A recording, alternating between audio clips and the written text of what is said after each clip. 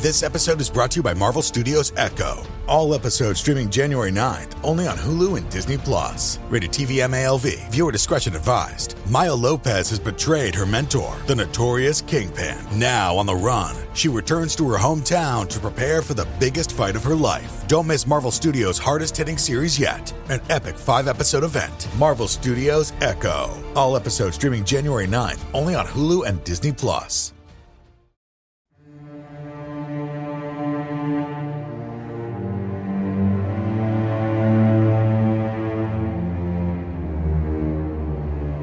Hello, and welcome to Scare You to Sleep. I'm your host, Shelby Scott. I'm so happy to be back with the 5th true horror episode. It's been almost a year since the last one. I think the last one was in January. I believe that's the longest we've ever gone in between true story episodes. Before we begin, just a little intro for those of you who are new to the show overall and maybe haven't listened to the other 4 true horror episodes. This is a special series where listeners send me their true, horror stories. They're not always paranormal. They're not always easy to wrap your head around. So I recommend going into this episode with an open mind. All of these stories are claimed to be factual by those who submitted them. I have not done any further research into each case beyond the emails I received with each story. I am just the messenger. A few of them had to be edited for time, which I mention within the episode at some point, but not for context. Also, a reminder to please reference the show notes for trigger warnings before beginning. Okay, let's go. Our first story is by Felicia Eve. This takes place in Newport Beach, California, where my aunt and her friends were living on the top floor of a cozy condo right off the beach. So my family and I went to stay with her. When we pull up to her place, she's standing out on the balcony waving at us. The sliding glass door behind her was completely opened, and I noticed a man standing in the doorframe. Growing up, my aunt was like an older sister to me, and I loved to be around her friends. When we finally got to her place, I asked her who was her friend because I wanted to meet him. She just looked at me funny and said no one else was there. I figured she was trying to hide that she had a new boyfriend and dropped it for the time being. Later, we were all out at the beach when a boy came up and tried to flirt with me. I was 13, so I was at that stage of complete awkward puberty, where if anyone so much as looked at me, I'd just nope out to die. Plus, being in a bikini made me far too mortified, and the little fucker wouldn't go away, so I just opted to head back to the condo by myself. I decided to chill in the living room and read.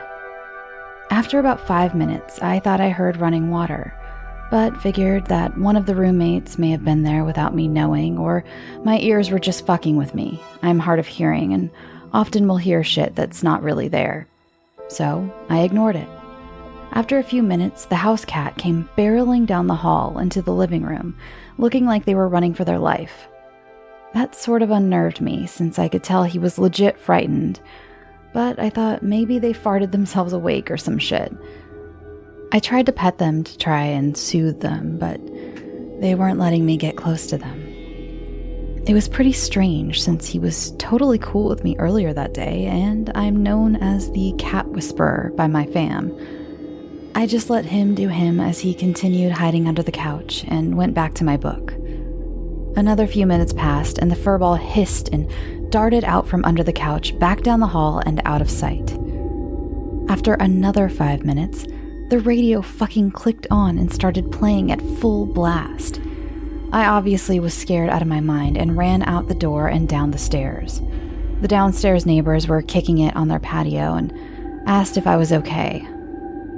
I honestly forgot what I said, but one of the guys chuckled and asked if I happened to meet the condo's ghost. Now I'm fucking terrified and say fuck being in that place by myself, not even caring about turning the radio off. I went back to join my family at the beach and didn't tell them anything that had happened. When we all had gotten back to the condo, the radio happened to be off. But other than that, the rest of the day was uneventful. That night, I slept in the living room where the balcony was. I suddenly jolted awake, which is something that just never happens to me. I felt suffocated and nauseous and had the strongest urge to get out of that room and outside onto the balcony. Once out there, I could breathe easier and didn't feel sick anymore. That's the end of what I encountered. I was finally able to ask my aunt the next morning if the guy that I saw was her boyfriend and if she was trying to keep it on the down low. She swore that she was alone and that it must have been her reflection in the glass door. But that damn thing was opened at the time, so it couldn't have been. Some time had passed, and while my mom and aunt were chatting, my aunt brought up that her roommate was convinced there was a ghost in the place. They were hearing running water, the cat was acting funny, the cable box would audibly click on and off, and just other weird shit. My aunt and her friends moved out years ago, and I honestly haven't talked to any of them about it. I recently tried finding any history on the place, but came up with nothing, aside from it having a lower than average asking price than similar condos in the area. Our next submission comes from Chelsy Z, and it's a few stories about one house. The house on Lynn Street. In a small town in Iowa, population of 27,000, I grew up in a house built in 1948, an A-frame house with 4 bedrooms and 1.5 bathrooms. I grew up in that house with my dad and 2 other sisters, one older and one younger. The house still to this day has unexplained things happen. Around 1999, my mother left my father and her 3 daughters, ages 7, 5, and 2, behind.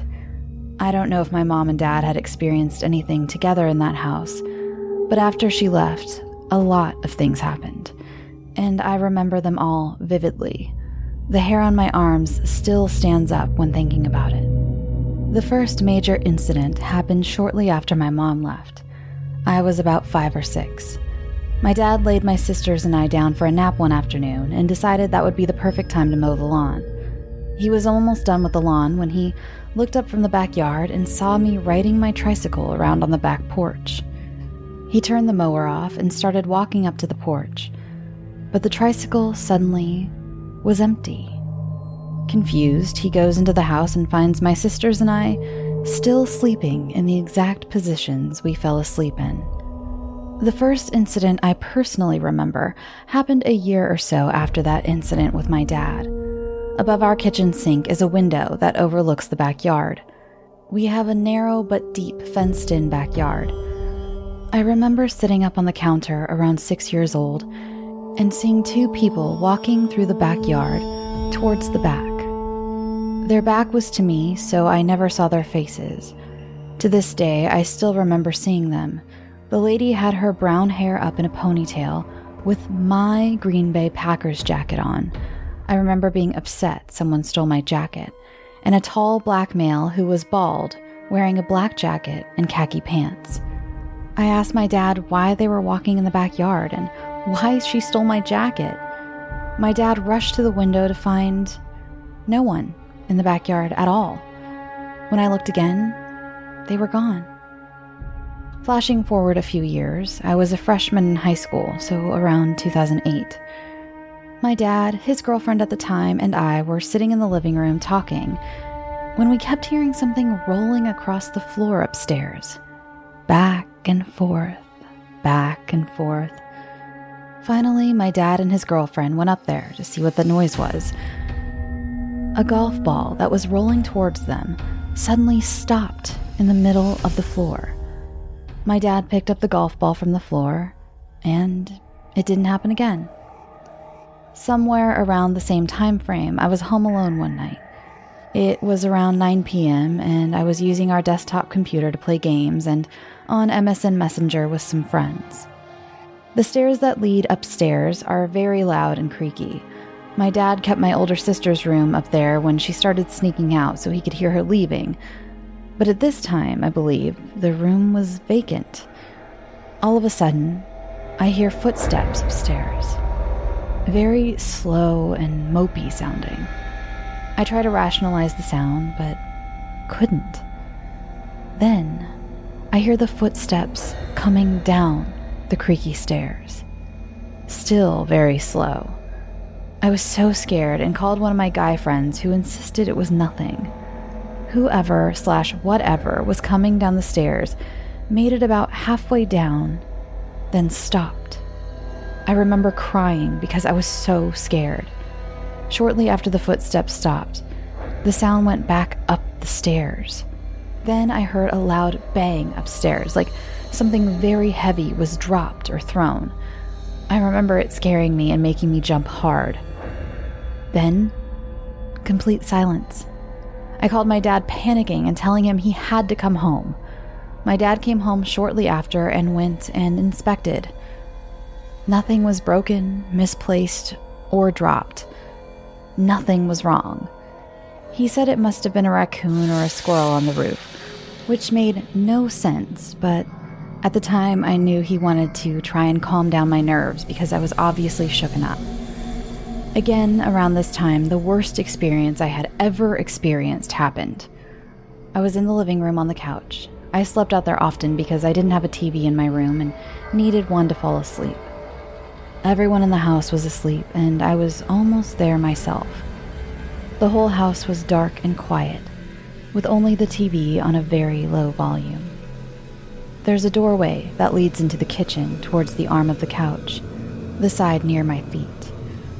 All of a sudden, I watch a very tall, misty gray figure walk into the living room and stand at the arm of the couch and just stare at me. He didn't have eyes or a distinguishable face. He was only a gray, misty shadow, but he had a head, arms, torso, and legs. He just stared at me. I was absolutely frozen with fear. After what felt like hours, I watched him turn around and vanish back into the kitchen. Get this, my dad and his current wife of 6 years still live in the house. My dad still hears and sees weird shit. My stepmom gets creeped out very easily, so he doesn't talk about it when she's around. One day when I went and visited just a few weeks ago, my stepmom went to run to the store quick. As soon as she left, my dad says, "Something weird happened to me a few nights ago, and I can't talk to her about it. But I was laying in bed, and this tall, misty figure walked into the bedroom, stared at me, and then vanished." I instantly froze, then explained what had happened to me about 10 years ago. I know I told him the story when it happened, but that was 10 years ago. How insane. He also said he couldn't sleep one night, so he turned on the TV in the bedroom and started watching a TV show when he felt someone sit at the end of the bed. No one was there, and my stepmom was sleeping beside him. He felt the weight of someone at the end of the bed. After a bit, maybe 5 minutes or so, the weight lifted. Their dog always barks into the darkness, and his eyes follow things that aren't there, or that we can see with our own eyes. Word from our neighbors is that some little girl used to live in our house and ended up dying. Not in the house, but while living there. She, too, was about 6 years old and had blonde hair like me. That would have been back close to when it was built in 1948. That might explain the little girl my dad saw outside in the yard one day, and the spirit playing upstairs with a golf ball. That was her playroom, or bedroom, apparently. But the gray, misty figure and people walking in the backyard are still a mystery. The spirit or entity in that house is not evil, but they definitely aren't afraid of showing their presence. I hope you enjoyed my story about the house on Lynn Street. Thank you. Our next submission is from Jenny. This happened way back in elementary school. My school was just a short walk from my house, so I would often walk there with friends on weekends to hang out at the playground. One day during the weekend, I was there with one of my friends. The school had a large field next to the playground, and on the edge of the field to the side was a small cluster of trees and bushes. We were standing in the field near the trees, just talking. Suddenly, We both heard rustling and saw the bushes shaking. Then I saw a humanoid silhouette passing through the bushes. It was literally going right through the bushes smoothly and with no trouble, even though most of them were blackberry bushes, which are covered in thorns. I couldn't make out any physical features on the silhouette, only that it was the shape of an adult. It soon disappeared from view. I told my friend what I saw, and she apparently didn't see the silhouette, but she did see and hear the bushes moving. This was definitely a stupid decision, but we were so curious, so we decided to walk into the wooded area to see what it was. We walked in, and there was no one there, even though it was a very small area.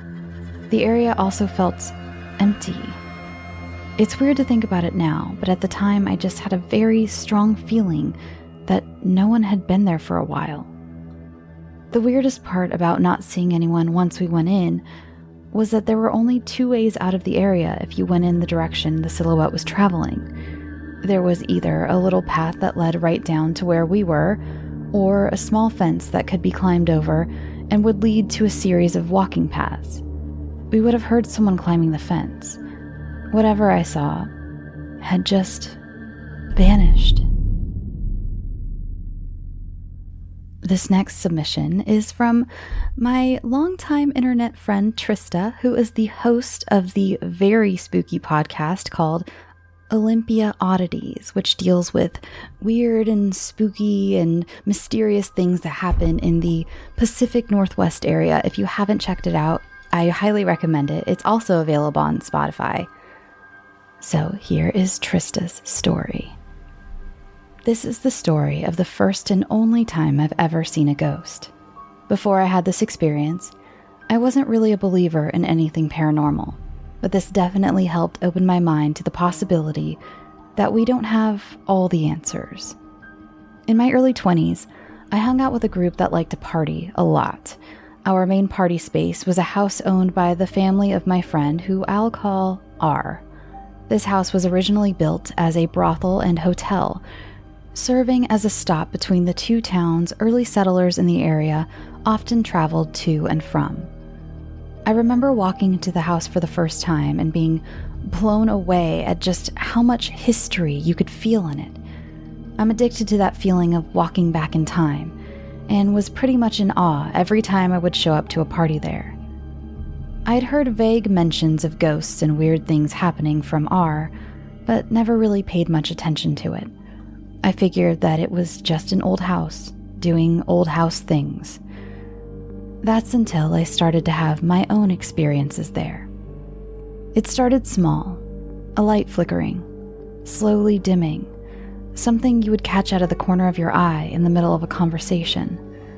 This happened during many parties there, and me and R always seemed to be the only ones catching it, and we would shoot each other a, "Did you see that too?" glance over our drinks. Sometimes the lights would go completely out in another room, and when we did a search of the house to make sure no one was pranking us, everyone was always accounted for. I started pressing R for more details of things he'd experienced, and he told me he'd had things go missing, lights turned off and on, and the most chilling of all to me, the piano had been playing itself. After learning these details, I started to get an uneasy feeling about the house. In the summer, we would have bonfires in the woods around the house, and to get to our spot, you needed to walk down a path through the woods, usually alone, in the pitch black, with only your cell phone's flashlight to guide you. One night, I was walking up to my least favorite part of the trail, a swing hanging from a tree branch that just totally creeped me out. Usually it sat motionless, but that night, it was spinning. It reminded me of when I would sit in a swing as a kid and spin one way to wind the chain tight, then let go so the swing would spin back fast the other way. I wanted to run back to my car, but instead I ran ahead and joined my friends at the bonfire. I asked if everyone had been there a while, trying to make sure it wasn't just spinning from one of my friends goofing around on it, who had just been up the trail from me without me knowing. They told me everyone had been there a while, and everyone looked settled in. So I sat with my spooky secret all night. Not too long after that, I was back for a small kickback with 4 of my friends. Things had been uneventful that night, and I hadn't drank more than 2 or 3 drinks because I had to work really early in the morning the next day. I decided to sleep in R's room that night, and he slept on the couch in his room. Before we headed to bed, he hooked his phone up to some speakers and put on some music. I fell asleep, but soon was woken up by the loud sounds of a very drunk R trying to get up and out the door to the bathroom. I watched the hall light turn on, and a crack of light came through the cracked bedroom door. I felt around for my phone, but couldn't find it, so decided to just lay there awake to make sure R got safely back to bed without falling down the stairs or anything. To my absolute horror, instead of R coming through the doorway, a black blur slowly creeped in instead.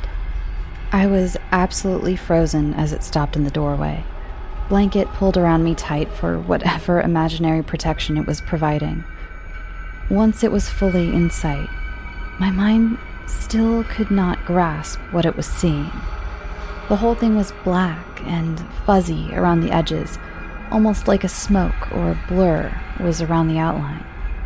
The top of the figure was the only thing with strong, distinguishing features, and it looked like the head of a man, topped with a cowboy or Indiana Jones style hat.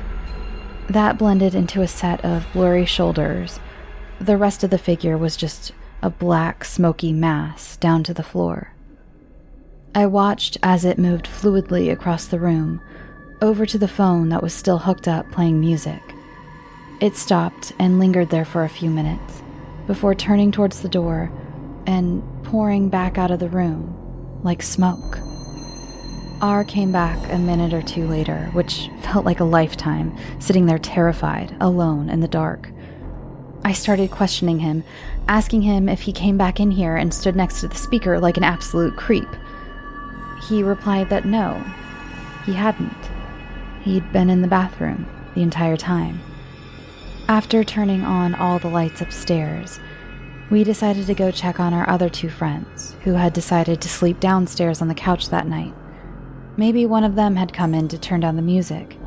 I instantly knew that this wasn't right though, since whatever had come into the room hadn't actually turned down the music at all.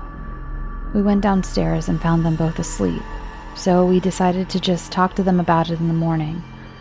I got back into the bed, since my only other option was the couch near the phone and the speakers, and I definitely didn't want to be closer to whatever the hell that thing was. I didn't sleep at all for the rest of the night. I just laid there in bed, blanket around me, eyes fixed on the door. Nothing else happened that night, and I couldn't have been more relieved when it was finally time for me to head to work that morning and leave it behind me. I never saw the house the same after that night. I still went to parties there, but completely refused to go upstairs alone. When I had to go to the bathroom, I'd make someone go with me. My final straw with the house wouldn't come until nearly a year later, when one of the doors to the room with the bar in it closed right after a conversation about our paranormal experiences in the house. This was the most activity we'd experienced since I saw whatever that black mass was upstairs, so I was pretty freaked out. After poking fun at me for a bit, my friends changed the subject once again, only for the other door in the room to shut with force, and the light in the other room went out at the same time. I found a safe ride home and left as soon as I could. I'm no longer part of this friend group for a lot of reasons. I don't party anymore, I'm 8 months alcohol-free, and some of these people turned out to just really suck. But take it from me when I say that it's just that much easier to give up the party lifestyle when you've got a pissed-off ghost. Thanks for listening. Trista, over at Olympia Oddities. This next story was submitted by someone who wishes to remain anonymous. I am an army kid in India, and thus almost always have to switch places. This time I had to stay in an old village with a lot of colonial houses and abandoned houses. My friends and I had always been adventurous and Famous Five fans, so naturally we had to go to the abandoned church uptown. There were a lot of panthers in this place, but as long as we were home long before night, it was fine. We decided to go there around the evening. Everything was fine. There were old books, broken benches, the norm. Then we noticed that there was a woman sitting on a grave. She looked at us and fixed us with such a piercing glare, we all froze. She moved towards us and spoke in a cracking, inhuman voice. "And what would you kids be doing here? Looking for a grave?" She pointed to the grave she was sitting on and said, "That one's empty."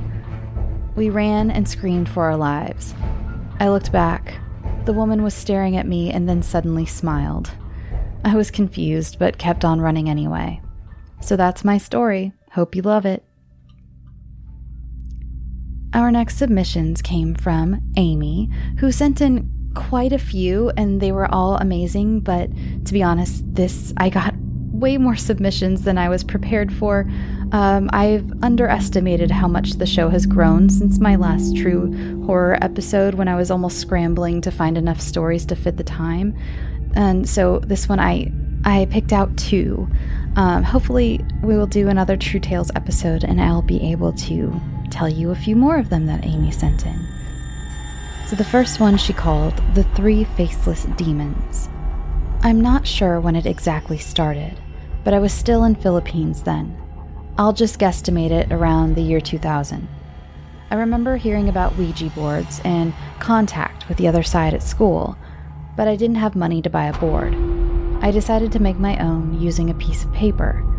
I decided to make contact with the spirits in the first floor of our house, which was pretty dark, even during the daytime. My mom was out grocery shopping then, and my brother was asleep. I believe it was on a weekend around noon, and I remember being confident nothing was going to happen since it was still daytime outside. I placed my makeshift Ouija on the floor and only had a single flashlight above it. I put a coin in the middle and started asking if anyone was there. Nothing happened for a while, as I had expected, until I asked if its presence can be known by moving the coin. Mind you, I was alone doing this, so when the coin moved to yes, I was a bit taken aback by this response. I then asked if the entity was good or bad, and right before my eyes, my makeshift Ouija board started to burn. Fortunately, it was on the floor and nothing around me can be burned easily. I then felt a cold drop in temperature, which was unusual, since the only windows that was in the room was shut tightly. I immediately ran back upstairs, just as my brother was waking up. I didn't tell anyone about my experiences. When I moved to Guam, I didn't feel anything different until about I started middle school in 2003. I started noticing that I would wake up randomly in the middle of the night and not be able to move. Though at first I couldn't see anything, but the more consistent this occurrence became, the more I started to see a figure hovering over me while laying in the dark, paralyzed. I started feeling drained and started seeing my breath being sucked by this entity. I thought that one demon couldn't really hurt me, even if it drained me little by little every night, so I just left it alone. Then one night, while I was paralyzed, I discovered in total fear that there were 3 of them, taking turns sucking the life out of me. I started to pray, and it took a while before they all went away. I regained my movement, but felt even more drained than how I've been feeling since this whole experience started. This routine lasted until I graduated high school in 2010. Up to this day, I still experience them, but it's not as often as before anymore. They only come about once a month now. The second one by AIMY is 5 Entities in the Living Room. This happened in 2007. It was around 8:30 p.m. and I was on the phone with one of my friends talking about our later boy crushes. I started feeling goosebumps on both of my forearms, and had a strong sensation that I wasn't alone in the living room anymore. At the time, we had a sofa across from the window of our house, and I was in the recliner. I looked towards the sofa, phone still in hand, and screamed. My friend was asking me what happened, and I told her there were 5 entities around my sofa. One was in a wedding gown with her veil down. She proceeded to lift the veil from her face, only to reveal a bloody mess of flesh where her face should have been. Then there was a small child with black sockets where his eyes should have been, peeping from behind the lower left corner of the couch. He opened his mouth and hissed at me like a cat. Then there was a man with his back to me, staring out of the window. I never did see his face. An old haggard woman sitting to the left of the couch, humming a tune so softly I could barely hear it if I wasn't so focused on them. The last entity was a black mass, forming itself into a human shape, but it looked like it was having a hard time doing it. I told my friend that I would call her back and hung up the phone from the living room. I then used my mom's phone to call her back because I didn't want to go back out to the living room after that experience. Around 9:30 p.m., I gathered up the courage to go back outside to check if they were still there, but they were all gone. Our next submission came from Anna Rose. This is a true story of something that happened to me. It still keeps me up at night. A lot of people wouldn't believe my story if I told it to just anyone. Only close friends and true believers. When I was about 16 and I started to dabble in the supernatural world, much more than I previously had been, I had an encounter. I was dating a new guy and his ex-girlfriend was nothing short from harassing me.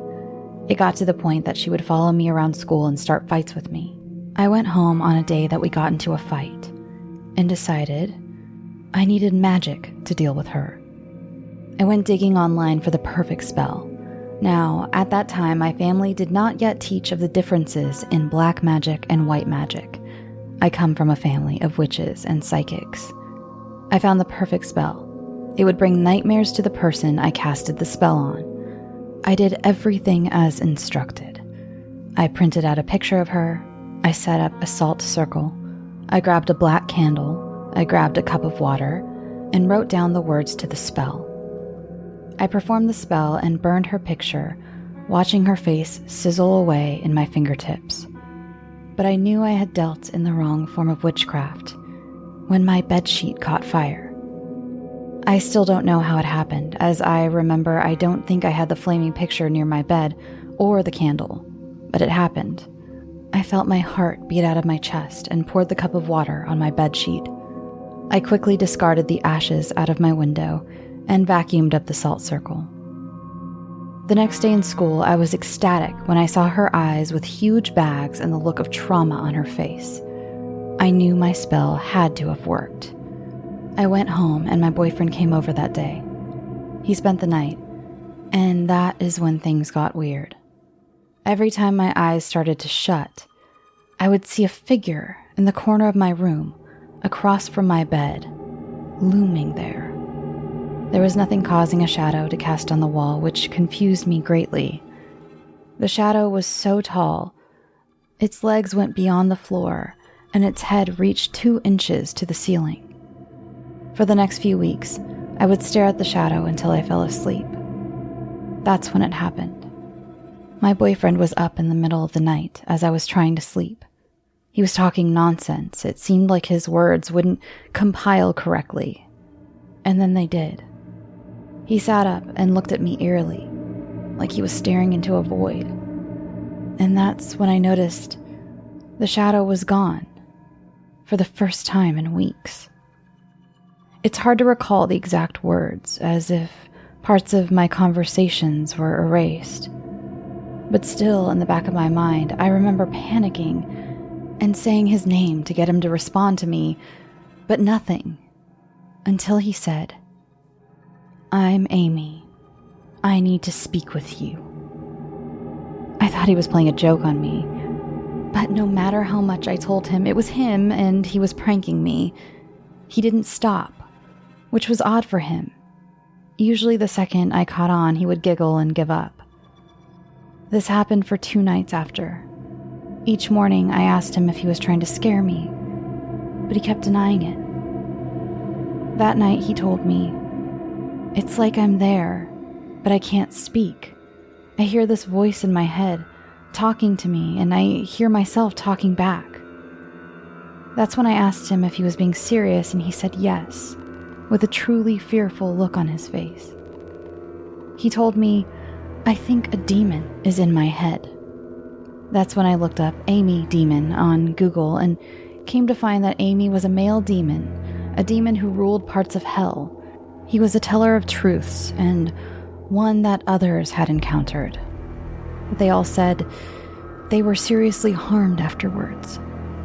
I remember saying, "AIMY, what do you want to talk about?"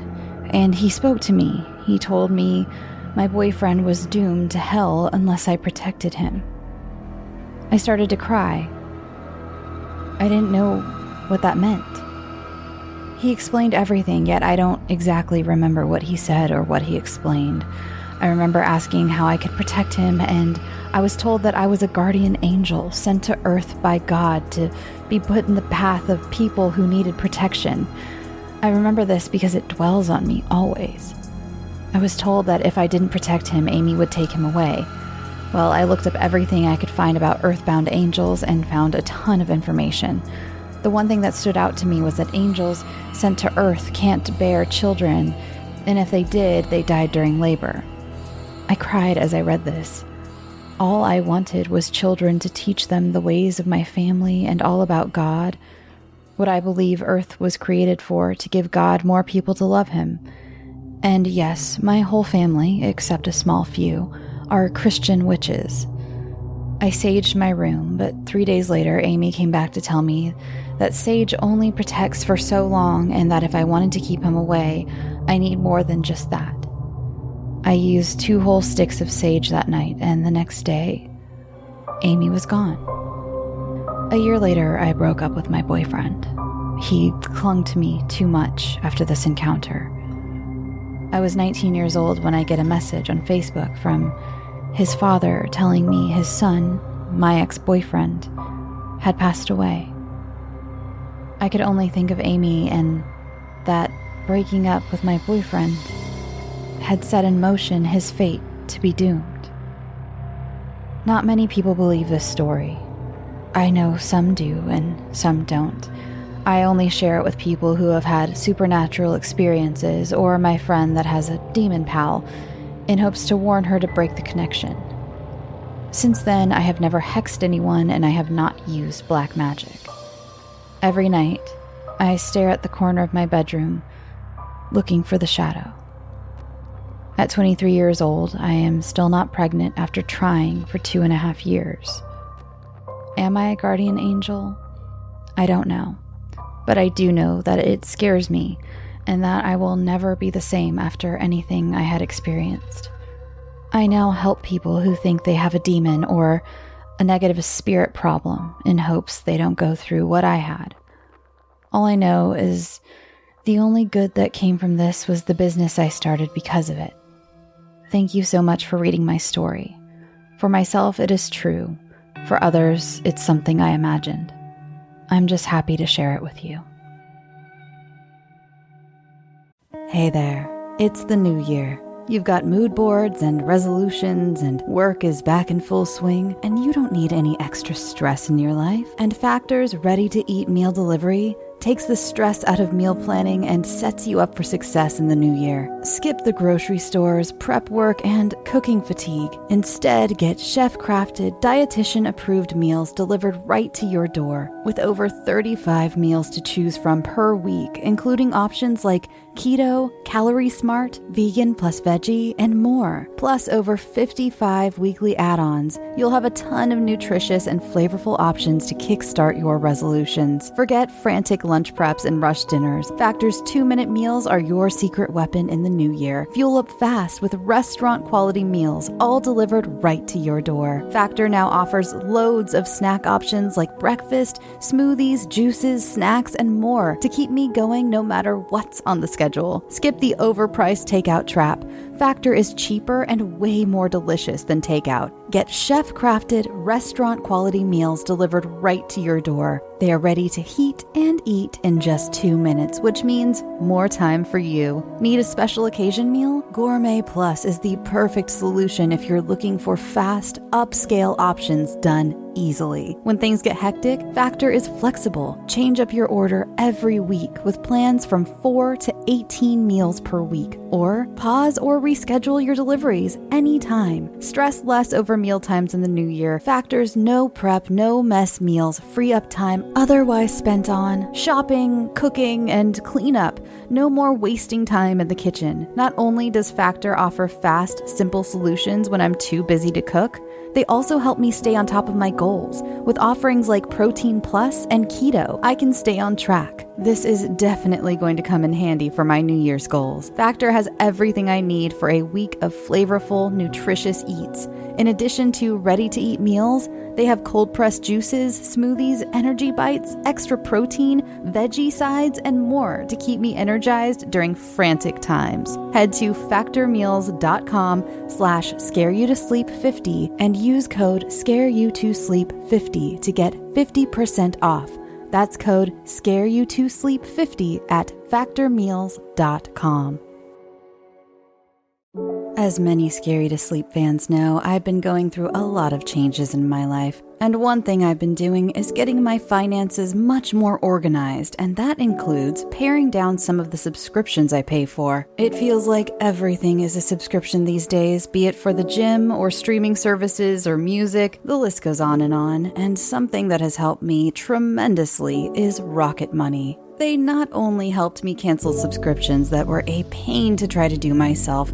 Have you ever tried to deal with some of these companies directly? It's just a headache. Rocket Money also alerts me when the subscriptions I did keep go up in price, giving me the ability to weigh my options and keep those little extras that add up oh so quickly in check. Rocket Money is a personal finance app that finds and cancels your unwanted subscriptions, monitors your spending, and helps lower your bills. I can see all of my subscriptions in one place, and if I see something I don't want, I can cancel it with a tap.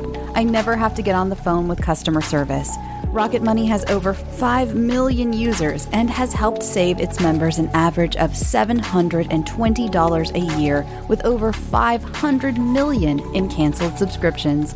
Stop wasting money on things you don't use. Cancel your unwanted subscriptions by going to rocketmoney.com/scareyoutosleep. That's rocketmoney.com/scareyoutosleep. rocketmoney.com/scareyoutosleep. Our next submission is from Jeremy, and he titled it UFO Edition, which is apropos because I don't believe I've had many UFO stories on the show. So here it is. Over my life, I have seen a few UFOs. This does not mean I have solid opinions about what they were, and the order in which I convey them will hopefully explain why I'm so hesitant to draw conclusions. That said, I've seen these unexplained things over my life, and I remain open about what they might be. The first was when I was 7 years old. I was with my grandmother, and we were driving along the highway to pick up something for dinner. That was when I saw a band of lights in the sky. The best way to describe it is to compare it to a tilt-a-whirl. It was a ring of multicolored lights and slowly rotating just ahead and above the tree line. My grandmother turned into whatever fast food place we were going before I could point it out to her, though she would have probably just humored me if I had. Given the way the highway ran, I couldn't see it when we left, but I saw it again when we got home. I can't say if that means it moved, however. I did manage to talk my dad into going outside for me to point it out before we started to eat, yet it was no longer in the sky. The second was when I was 15. My mom, stepfather, and I moved into the house my stepfather grew up in a couple years earlier. My room was in the basement, which had long been converted into a separate apartment. One night I was in the bathroom, not at all smoking anything illegal, and therefore was innocently sitting in the dark. Without the light on, I could see through the window and was watching the night sky when I saw a red light move across the sky. It slowly traveled along, only to suddenly stop. It then appeared to then come closer, only to abruptly shoot upwards and disappear out of my sight. I'm going out of order now and skipping to the fourth and last UFO I saw. I was 22 and had gone camping with some friends at a lake. Later in the night, I went down to see the edge of the lake with one of my friends. She and I had been testing the ground to see if we might be more than just friends and wanted to be alone. We were talking and drinking a few beers when we both noticed something moving across the sky. It was little more than a small light, and since we were so far away from the city, we thought we might be seeing a planet, until we saw it was likely moving too fast for that, so maybe a satellite or high plane. When it unexpectedly jumped to another spot in the sky, we knew we were certainly not seeing any of those things. Now, for the reason I'm so hesitant to draw any conclusions about any of these, I'll tell you about the third UFO I saw. It was the summer after I graduated high school and had a job working nights. I usually wouldn't get home until near midnight, and on this particular night, we had a few people call in, so I was pretty tired when I got home thanks to the extra work. As I crossed the yard to the house, it seemed to get brighter. I looked up to find a triangular object giving off a silvery white glow, hovering in the sky. I could only stare at it when it shimmered and began to change shape into something circular. It was then I finally realized I was merely looking at the moon. It had been raining earlier that day, but the weather system was moving out. The moon had simply been behind some clouds of variable thickness. Had I not been so worn out, I probably would have seen it for what it was immediately. And that's why I'm cautious about drawing an opinion on what these might be.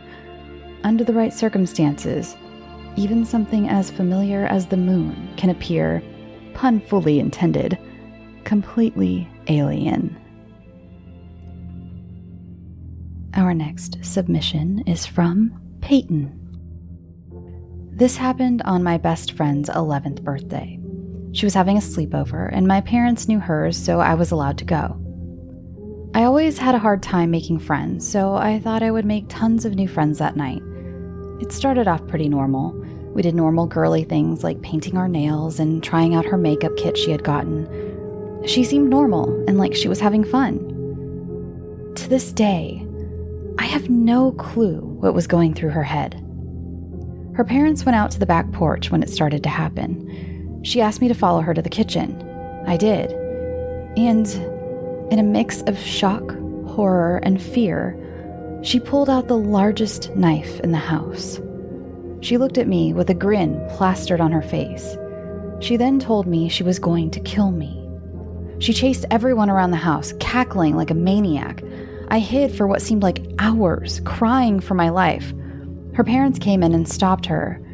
She was dazed after her parents grabbed her arms. She began to cry after I told her about what happened. She tried to kill herself 3 times that night. After she fell asleep, everyone else did. All but me. I was too afraid to go to sleep that night.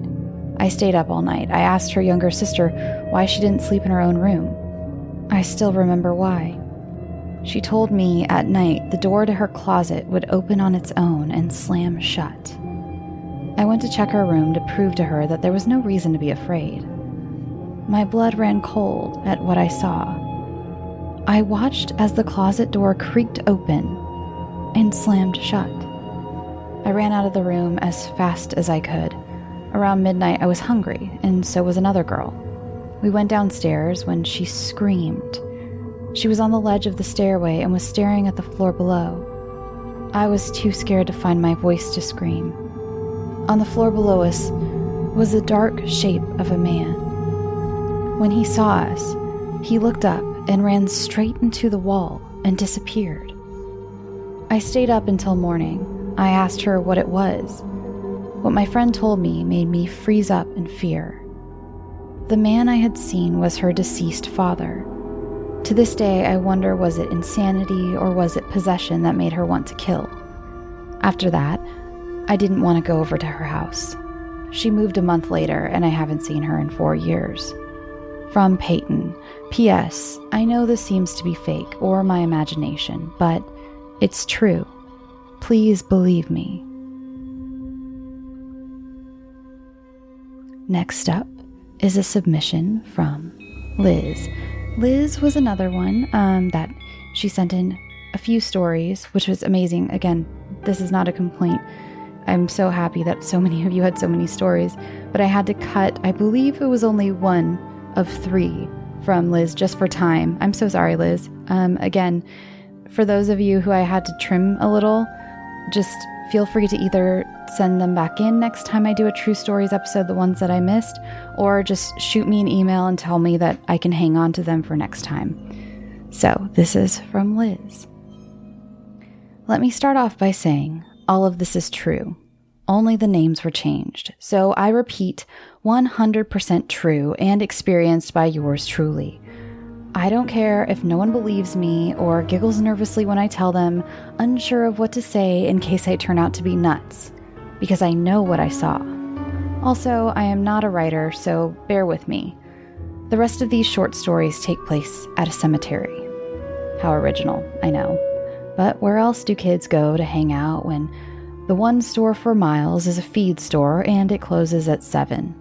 To give an idea of how small this place is, and so you know it's real, if you search Macintosh Road in Thanota, Sassa, and follow the road a little ways down a smaller street, there will be a church called Missionary Church. I'd give you the address, but it doesn't have one. There is one street light between the church and the cemetery. Right next to it is a small graveyard that you can see through the trees on Google Maps. Story 1 takes place when my friend Ren, her boyfriend James, 2 other friends, and myself decided to visit the graveyard one night. We drive around to make sure no one is there because we don't want to be rude if anyone is grieving, and don't see anyone. We get out and walk around for 20 minutes when suddenly, out of nowhere, I get an urge to start crying. I let the others know, and they do some light teasing and decide to let me hold one of their hands for comfort. Another 10 minutes go by, and someone else says we should leave. James agrees, and since it was 3 out of 5, we decided to go. As we are driving away, James says, "You guys are going to think I'm being stupid, but I swear I saw a man sitting in the car while we were walking around. I figured it was a trick of the light or something." I never saw anything. Then again, I was too busy watching my step lest I step on someone sleeping. Another friend looked at him with fright and responded, "I did too. It looked like they were wearing a hat." James nodded. They had both seen the same thing. But to not scare me any further, even though I wasn't scared that I was aware of, just ready to cry for no reason, had kept it to themselves until we knew we were safely away. Another time, I was driving down the road past the cemetery around 3 a.m. I don't remember where it was going, but I know it was away from my home, which used to be 10 miles from the cemetery, when I suddenly see an older gentleman in a full suit walking down the street in front of the cemetery. I was going too fast to make out anything other than his slumped shoulders. Maybe it was nothing. But it is weird that right there, at that hour, a man in a suit was walking in the middle of nowhere.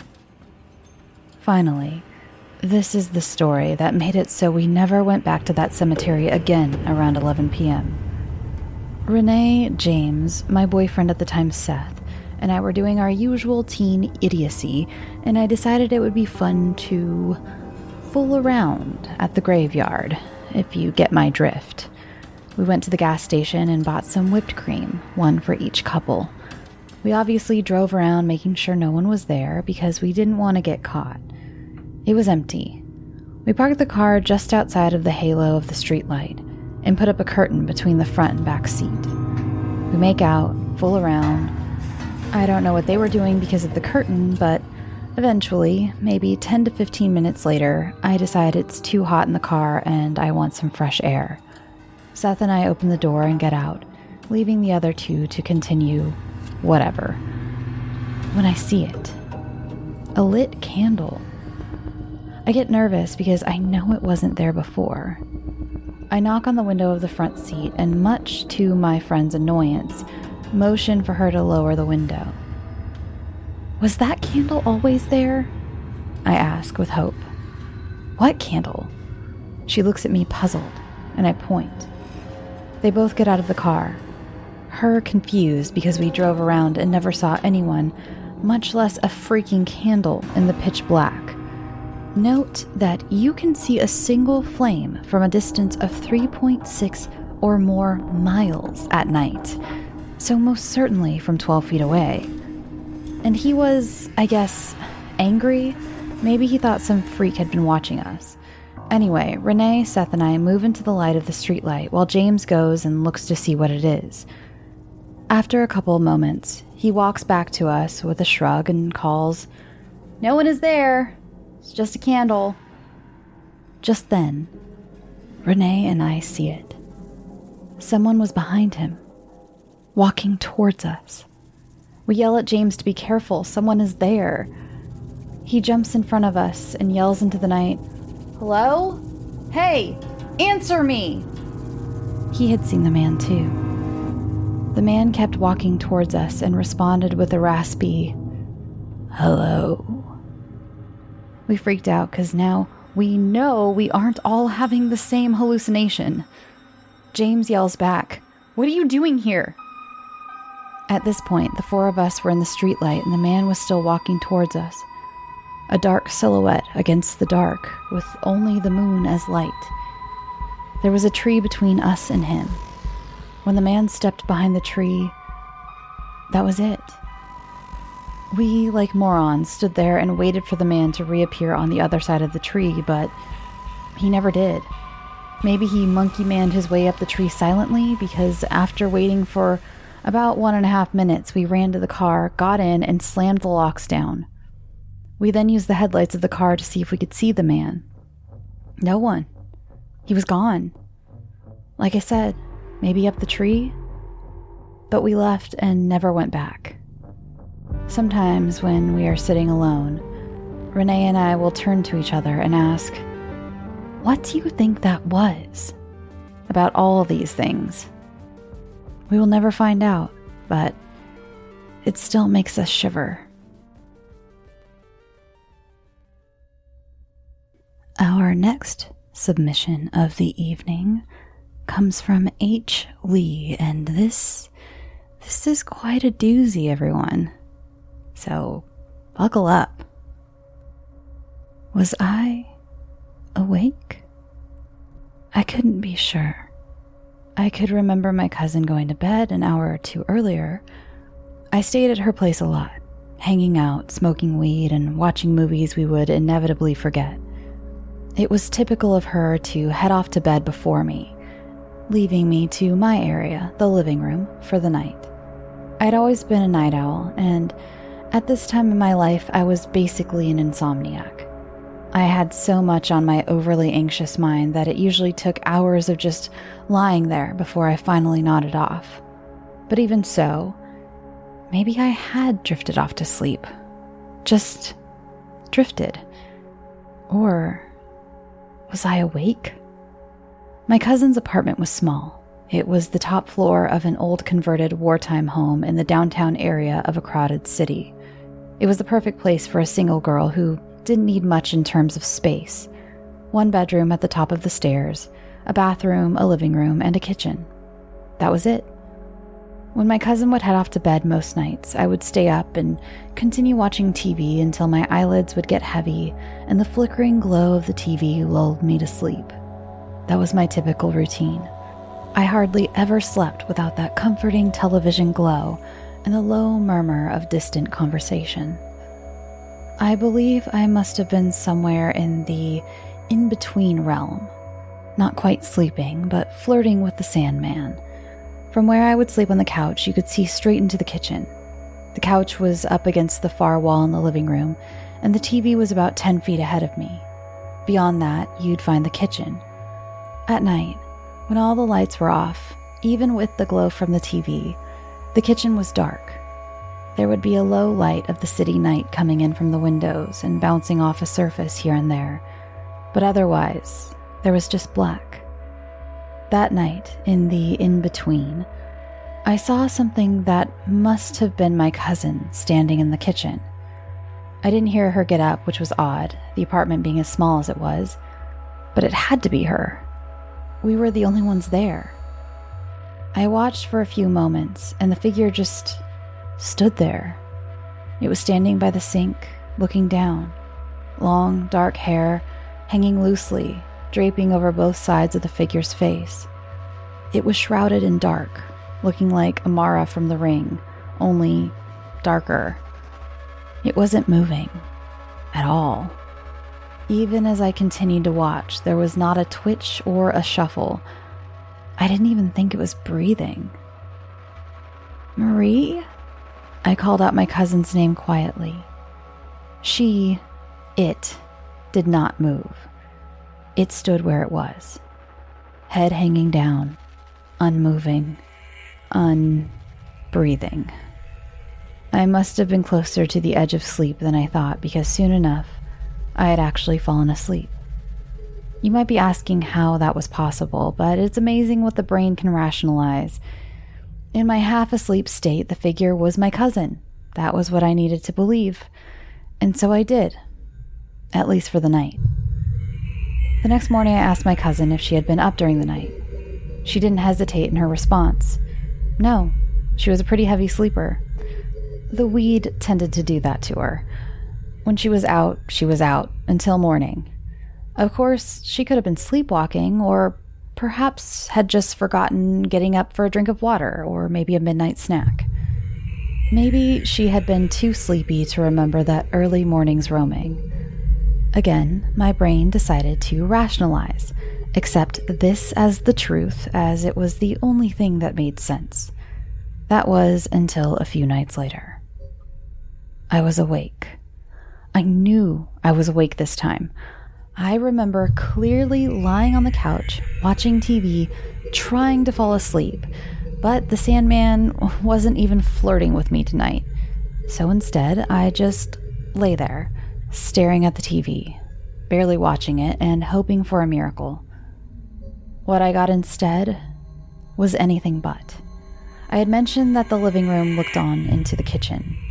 But sitting on the couch, looking to the left, separating the bathroom door from the living room, was a small partition. In that flickering glow, something near that partition caught my eye. There was something moving at the edge of that wall. Something was behind it. That was when, as I watched, someone or something curled its fingers slowly around the edge. First, its right hand, 4 fingers curling and then latching. Then its left, 4 fingers curling and then latching. It was almost as if there was something pulling itself towards the living room from behind. As if it was not standing on the floor, but instead was crawling along the wall and was fighting its way forward, wanting into the place where I slept, where I had slept the night before and where it knew I always slept. My heart hammered and I jumped, flicking on the lights. When I looked back to the spot where the hands had been, they were gone. I was alone in the room again. I was alone, and I was awake. I was asleep. This time I was asleep. I knew I was sleeping because I could see myself. I was lying on the couch, the light from the window behind, casting a bluish glow on the blankets curled around me. I could see myself. But how could I see myself? I was looking down at my body, which led me to the conclusion that I was on the ceiling, or a part of me was. I wasn't prone to astral projection.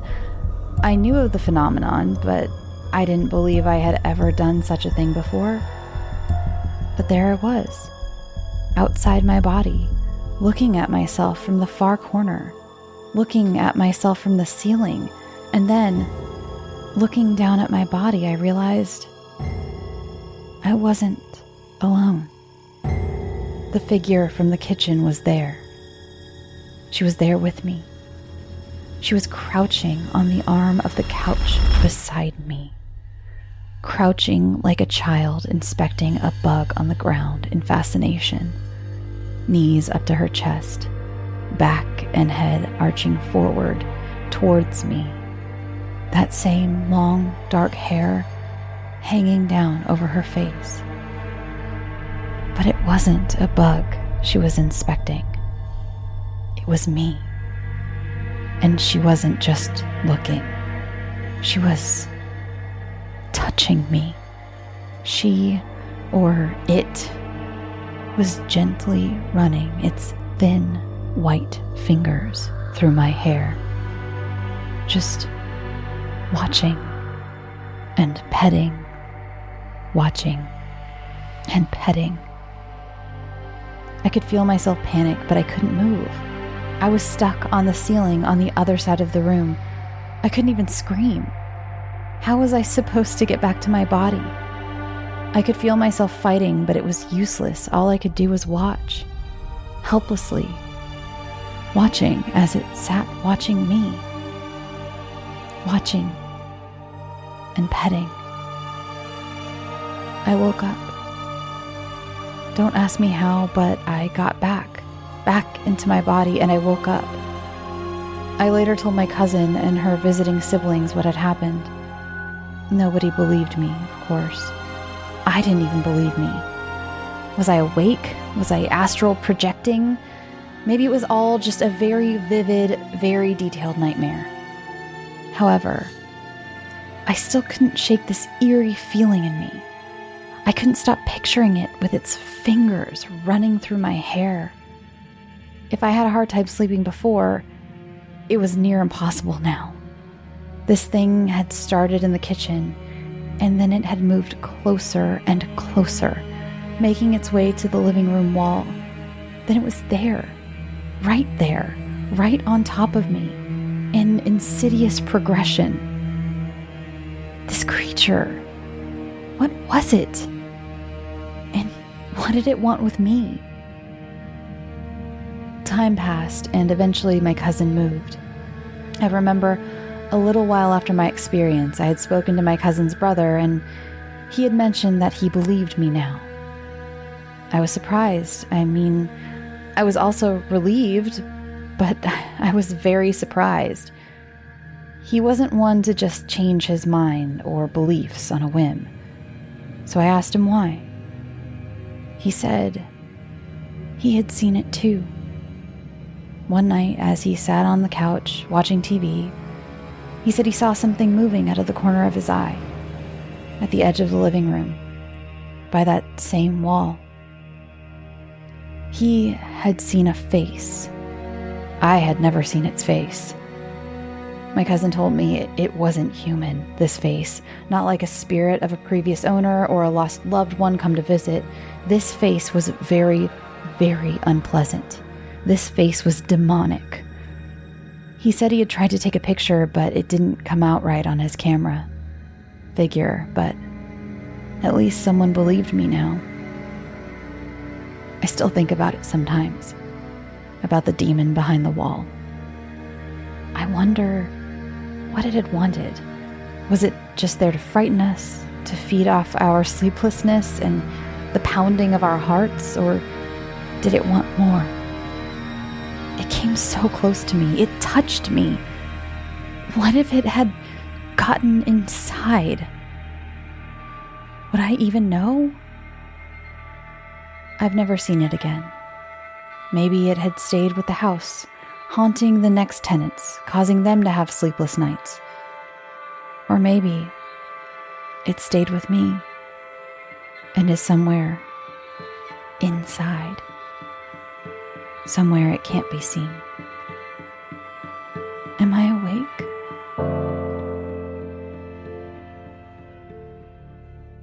And our last true tale of the evening comes from Jasmine.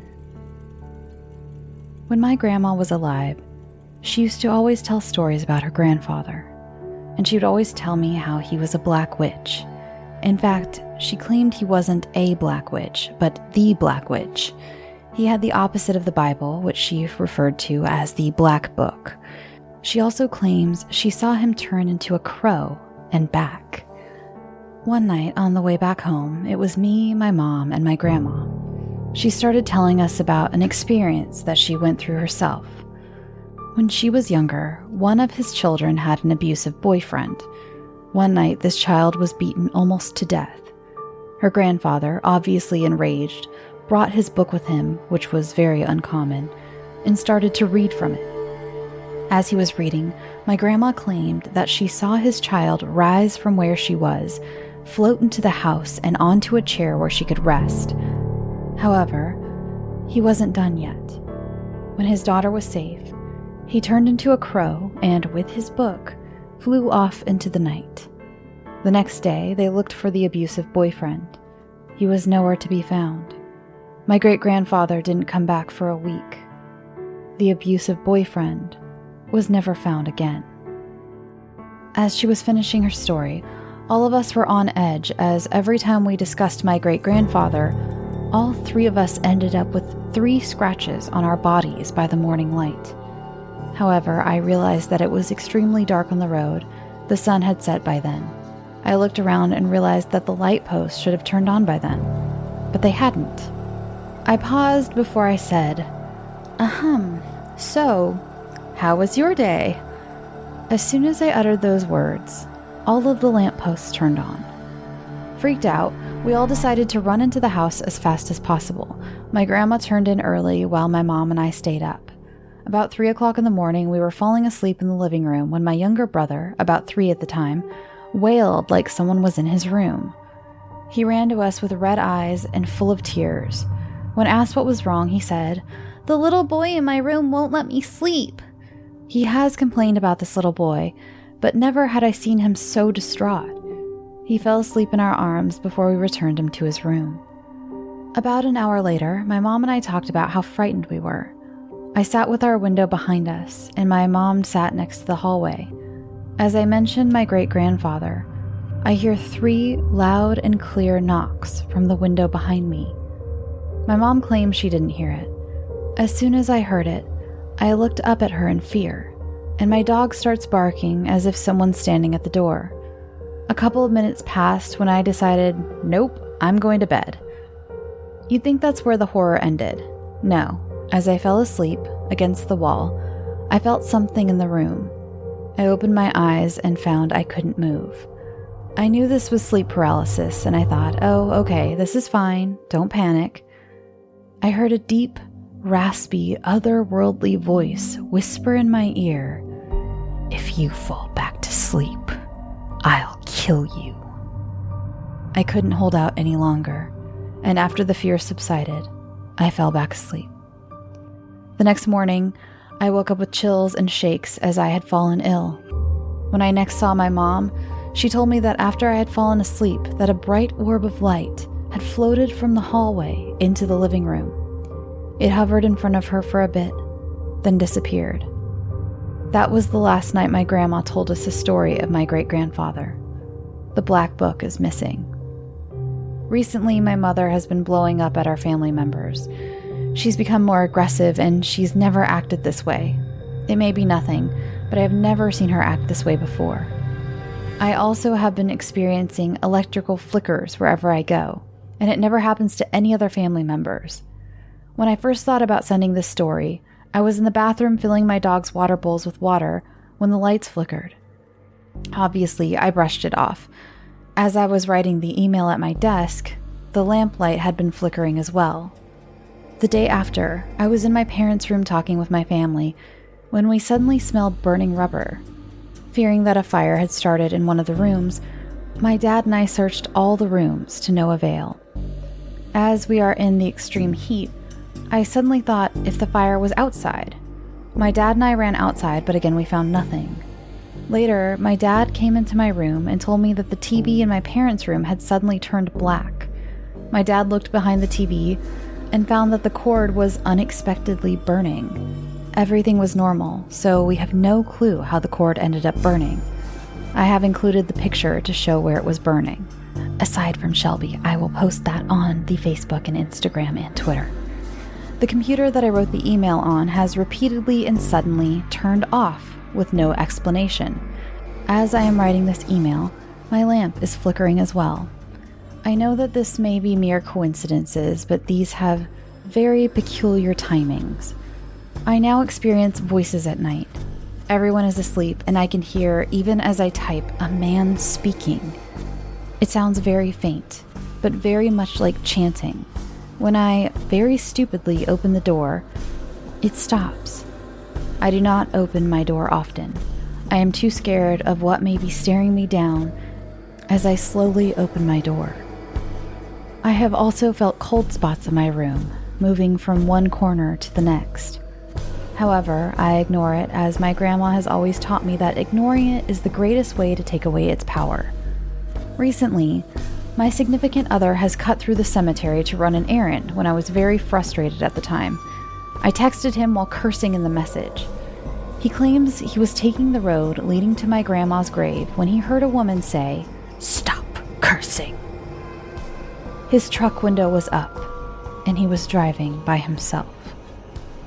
I wonder if it could really be my great-grandfather's spirit, or even my grandma's spirit, trying to warn me about poking around in things I'm not supposed to.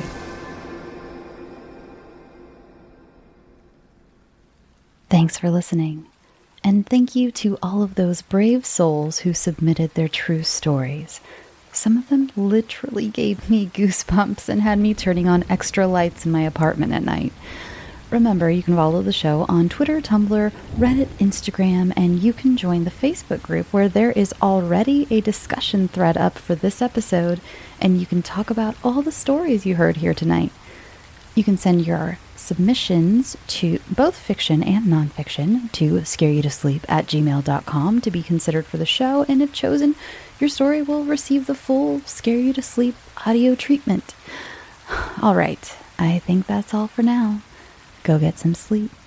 Sweet dreams.